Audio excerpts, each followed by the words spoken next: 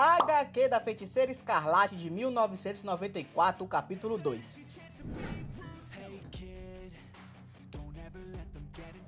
Turma, a história começa com Wanda sendo atacada por uma horda de demônios na livraria abandonada que ela e a Agatha foram no capítulo 1. Logo de cara percebemos que a livraria na verdade era uma igreja, e nela, há mais de 100 anos atrás, um padre transformou a igreja numa biblioteca, que guardava vários segredos do universo. O capítulo 1 termina com o Mestre Pandemônio aparecendo para a Wanda e dizendo que já estava ali esperando. Já no capítulo 2, o Mestre Pandemônio se refere a Wanda como sendo dele. Wanda, assustada com tudo aquilo e sem entender como o Mestre Pandemônio tinha mudado tanto, já que na última vez que ela lhe viu ele tinha sido destruído pelo Mephisto, e como resposta o Mestre Pandemônio diz que a morte foi apenas uma das grandes agonias que o Mephisto fez ele passar, e ele só se manteve firme devido ao vínculo que ele tem com a Wanda e com seus filhos. Quando a grande criatura falou sobre os filhos da Wanda, ela ficou extremamente zangada, e com facilidade se livrou de todos os demônios da Horda, dizendo por mais que seus filhos fossem uma criação do Mephisto, a dor de perdê-los foi muito real, e após se livrar de todos os demônios da Horda, ela fugiu do local deixando o apaixonado Mestre Pandemônio para trás. Já na sede dos Vingadores da Costa Oeste, uma misteriosa mulher descia do céu sem ser percebida, e sorrateiramente atacou Miguel Santos, o Relâmpago Vivo, fazendo ele desaparecer como num piscar de olhos. Voltando para a biblioteca, a Wanda continuava fugindo do Mestre Pandemônio, enquanto procurava a Agatha, e mais hordas de demônios vinham contra ela, como pragas numa plantação de milho. Já na sede dos Vingadores, a misteriosa mulher observava de longe a Mulher-Aranha, tomando banho, e utilizando de uma aranha, a Mulher Misteriosa ataca a Mulher-Aranha, que é pega de surpresa. Já na biblioteca, Wanda estava com sérios problemas.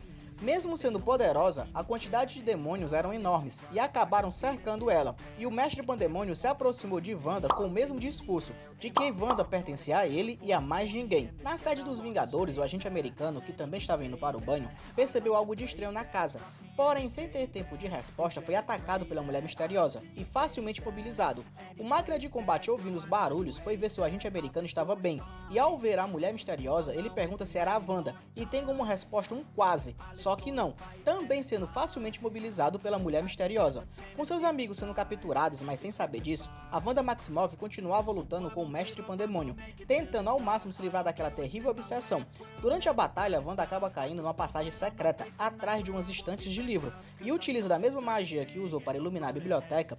Wanda ilumina a terrível passagem, sendo surpreendida com o que parecia ser um campo de batalha, com dezenas de esqueletos. Fascinada com o local, Wanda começa a explorar o ambiente e se depara com um livro cercado por velas. Rapidamente a Wanda usa de sua magia para acender as velas e folhear o misterioso livro. Quando Wanda estava lendo o livro, ela percebe que possivelmente seria aquilo que Agatha tanto procurava, os mistérios de um ser nexo, que é a própria natureza da Wanda, existindo apenas um em cada mundo do multiverso, sendo o nó das energias místicas. Wanda também percebe que o livro se refere a uma existente ameaça, chamada Lori. Quando Wanda pronuncia o nome Lori em voz alta, uma forte brisa toma de conta da passagem, e Wanda percebe uma janela, e usa a mesma para sair da biblioteca, e vai desesperada atrás de Agatha, que tinha desaparecido. Com muito frio, a Wanda tenta buscar abrigo numa casa, e de tanto chamar e ninguém responder, ela vai na janela e toma um susto com um homem contando a história da Mulher-Aranha para duas crianças, que na verdade eram a Wanda e o Pietro Maximoff. Rapidamente a Wanda olha para trás e percebe uma Mulher-Aranha demoníaca, com aspectos de possessão, pedindo ajuda, pois ficar naquela forma era extremamente doloroso. Wanda acabou ficando sem reação em ver a amiga naquela terrível situação e saiu correndo e gritando do local, tentando ao máximo se convencer de que aquilo não era real. No meio da correria, Wanda se depara com uma enorme fogueira e nela ela percebe o Mestre Pandemônio mostrando que está absorvendo os filhos da Wanda, simbolizando que agora eles pertencem a ele. Wanda continua correndo, sabendo que seus amigos e filhos não eram aquelas pessoas, chegando ao fim do que parece ser o fim da realidade. E esse capítulo termina com a Wanda encurralada pelo vilão e seus amigos aparentemente possuídos. E aí, o que achou do vídeo? Deixa aí nos comentários. Eu sou John Wesley e esse é o Blip Nerd. E se você gosta desse tipo de conteúdo, já me segue para não perder os próximos. Fui!